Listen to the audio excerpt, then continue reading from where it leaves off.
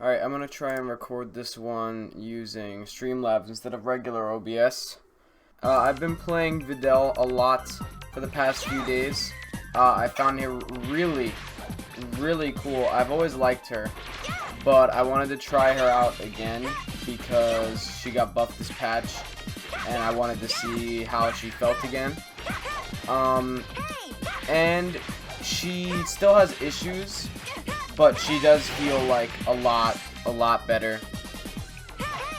Like this was a huge change.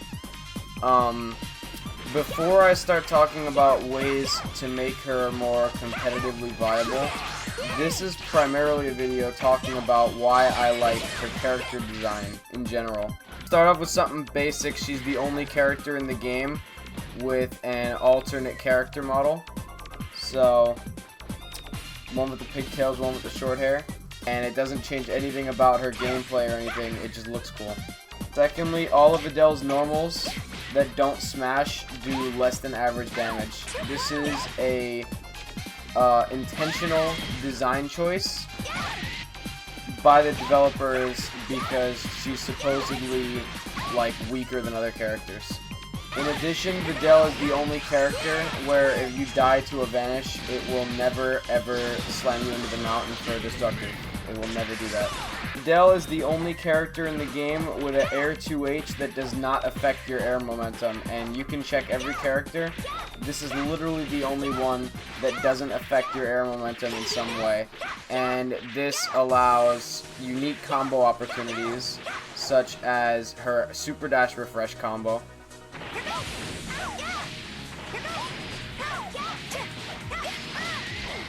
Her corner loops.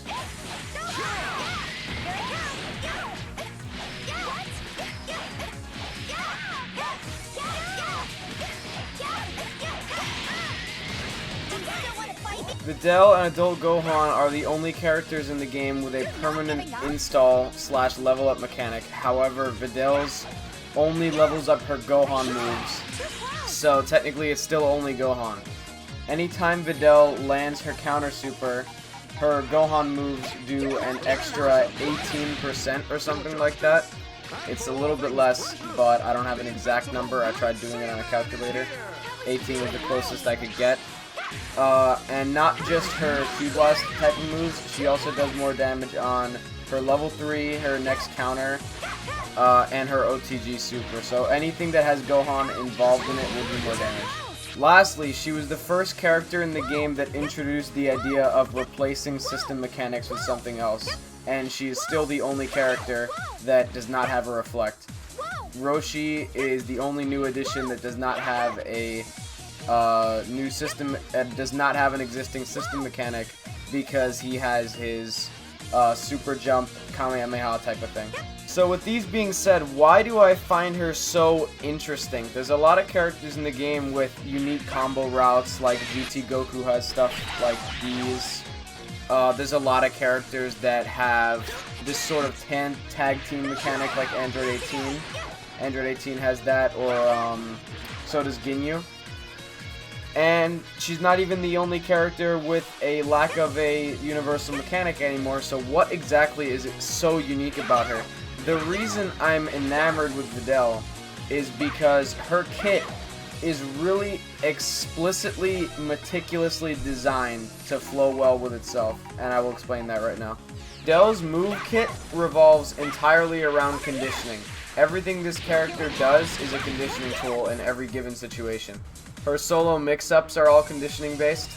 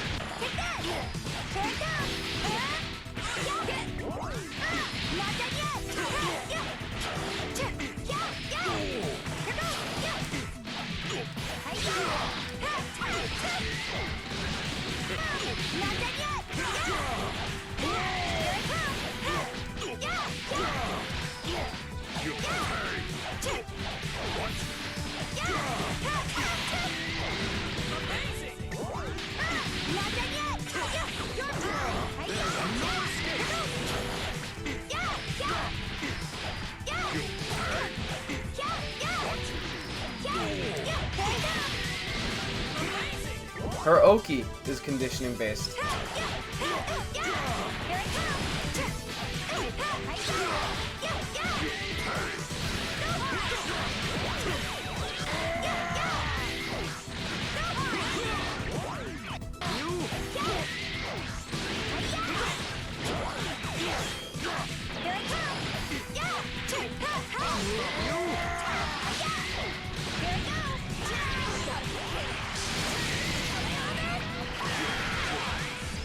And even her own wake-up tools are conditioning devices, which I find particularly interesting. On the surface, Videl is a character with weaker, more risky versions of things other characters can do better. Her Oki seems super subpar, not having a reflect is a massive competitive turnoff. Her standard BMB conversions do not do the same high level of damage that most people are expecting out of a competitively viable character. Her neutral is basically entirely reliant on good movements and her Gohans. And her frame data is perfectly meh. Most of her moves are just barely unsafe with spacing or are 0 or something like that. Her assists are basically just considered meh in the grand scheme of things. However, as someone that before Marvel vs. Capcom, I played a lot of Street Fighter-esque 2D fighters. I was very big into Street Fighter 4 for a little bit, even though I sucked at that game. Where a lot of the mix-ups are all conditioning and all guesswork. This character is extremely appealing, especially because, just to me personally, moves like this and this grab, for example, just remind me a lot of Cammy. So maybe that's just my own personal bias talking. She has unique and satisfying links in her combo routes, like the loops I showed earlier. Anyone who doesn't respect your conditioning gets blown up if you know how to optimize.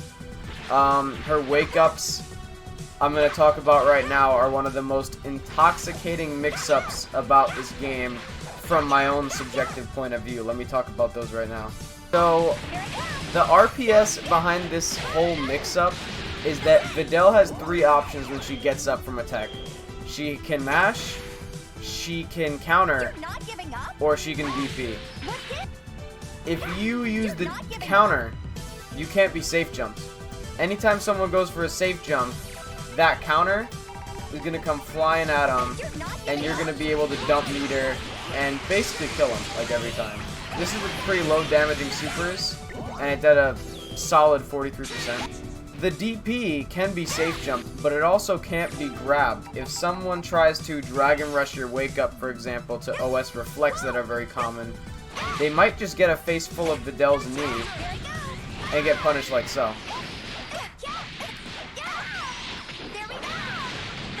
So, when an opponent is faced with one option that they can safe jump but can't grab, and another option that they can't safe jump but they can grab, it becomes very hard and very, how shall I say, off-putting to go for that kind of risk. So a very often thing people do when they are faced with those options is they will empty jump and wait for an option.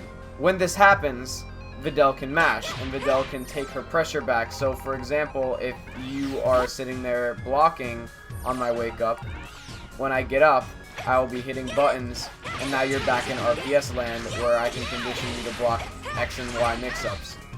Of course, blocking is not the worst situation in this game, and there are many circumstances, for example, where if they do block something, they can get out of it, and in a lot of cases punish you. For example, right there, if I had just no-teched that spark, I would have been in a very dire situation. However, if you know they like to do that to you, you can be pretty ballsy and just moon jump out of the corner.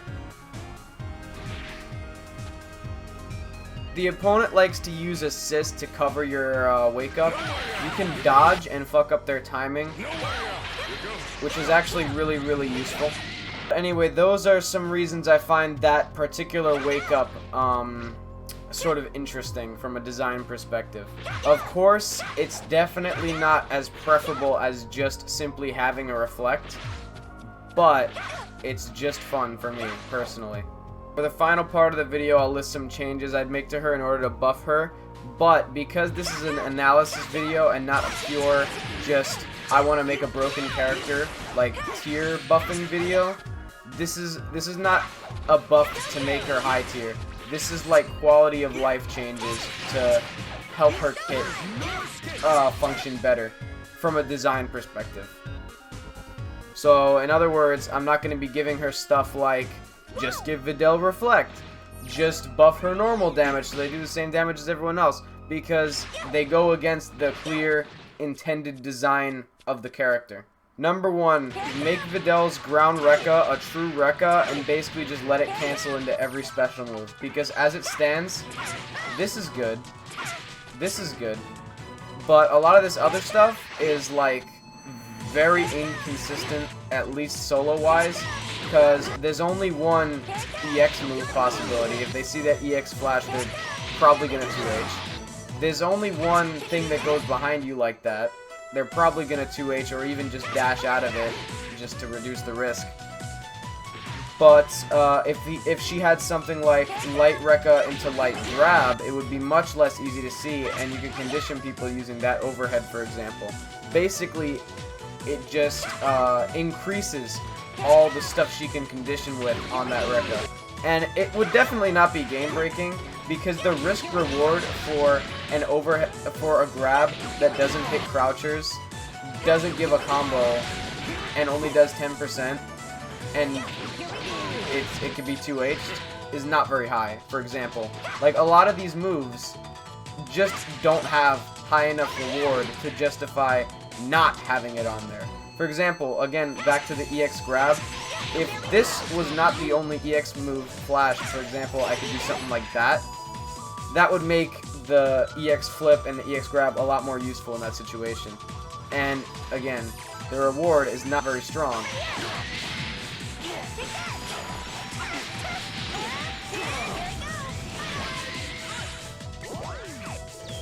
And you don't have to apply this for the Rekka themselves if you don't want, although I will suggest doing that for a couple things. On moves like these, you should adjust the scaling so it doesn't scale so abysmally. As you can clearly see from the vanish right there, it scales horribly. Even a jab does not scale that much. So buffing stuff like that, for example, would help the reward on raw hits. So let's say in a situation where you could do Rekka into EX flip, that would scale like normal, or how it does now. However, if they get hit with a raw version, let's have it scale like a jab, for example. However, out of all the things I would definitely buff the scaling of, it would have to be these little stray hits. And these are important because these little stray hits are one of her more common ways of getting hits off the Rekka. And on a conversion on them, even in the corner where she can do it meterlessly and get probably the most reward off of it, the damage is still considerably horrible.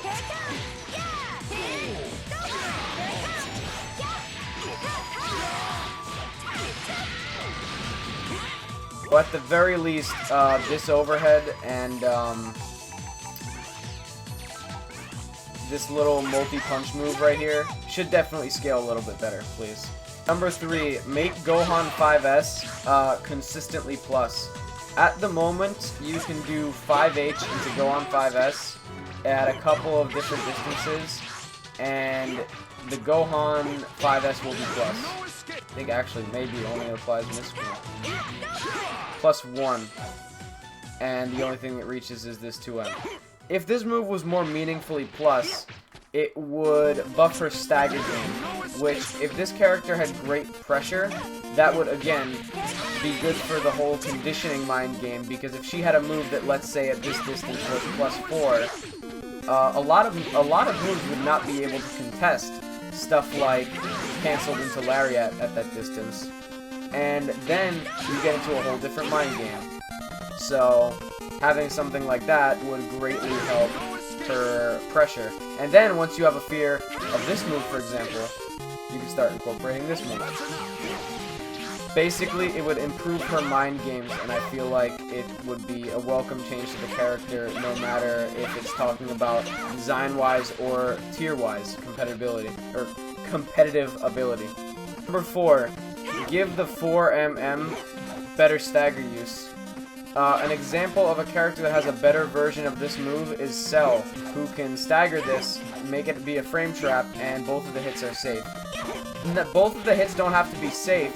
However, no matter how much you delay, the most you can ever delay, the second hit of this string, will never be a frame trap. Never. And so, if that move could frame trap and be spaced, even if it didn't have the -5 frame data that Cell had, it would at least be a solid block string conditioning tool to get people to not mash. And if it's spaced, for example, you would have more Gohan RPS or mix-up or whatever. And it would be better for staggers, because again, you could do stuff like this, for example, a spaced 4mm into 2M, spaced 4mm into 6H, something like that. Something that would improve this move's stagger potential without even having to buff the frame data, because the frame data is part of the mix-up after all. Number 5, make every successful counter after the first one, which buffs Gohan special moves, or Gohan S moves or whatever. Make every successful counter after that buff Videl's damage on her normals. This would be great, because a lot of people have a complaint about Videl, which is the normals.